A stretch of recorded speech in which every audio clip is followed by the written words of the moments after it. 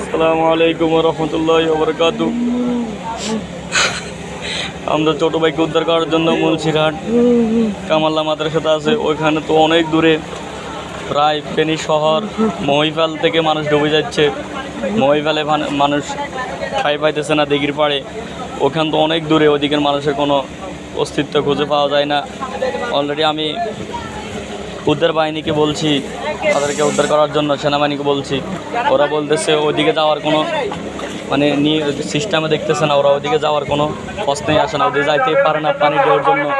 সেনাবাহিনীরা যাইতে পারে না, সাধারণ মানুষ কীভাবে আছে জানি না। আমি আর আমার জ্যাঠাতো ভাই সহ আমরা আমাদের বিষ্ণুগান্ডাস্তর থেকে 4 জন লোক আসছি। আমরা সকলে মানুষের কষ্ট দেখি, আমরা কাঁদতেছি, কান্নার জন্য কথা বলতে পারি নাই, অনেক কষ্ট করি, কান্না বন্ধ করি, একটু ভিডিও করতেছি মোবাইলে।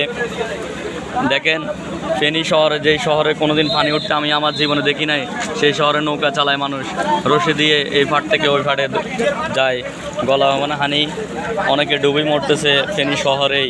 নিজ চোখে দেখতেছি, এতদিন নেটে দেখছি, এখন নিজ চোখে দেখতেছি, কান্না ধরে দেখতে পারি না, অনেক লাশ ভাসতেছে।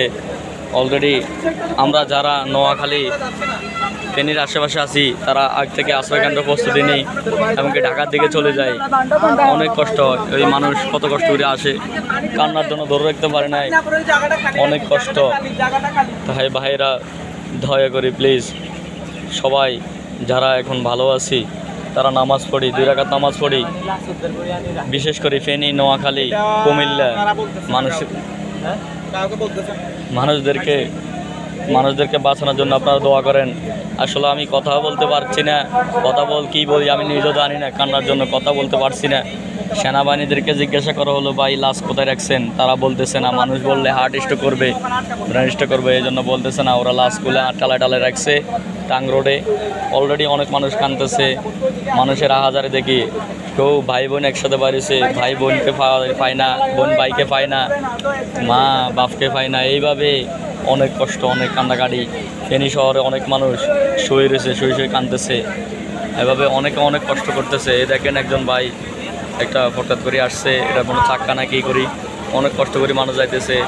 এই দেখেন ফেনী শহর, যেখানে জীবনে পানি উঠতে দেখি নাই, সেখানে আজকে নৌকা চালায়, মানুষের গলা পর্যন্ত পানি, বড়দের ছোটদের জানে কি অবস্থা, ওরা তো অনেক দূরে। তো ভাই বিশেষ করে দোয়া করবেন। মোবাইলের চার্জও নাই, লাইভ করতে পারি না, নেটওয়ার্ক মোটেই নাই, কোনো যোগাযোগ বিচ্ছিন্ন।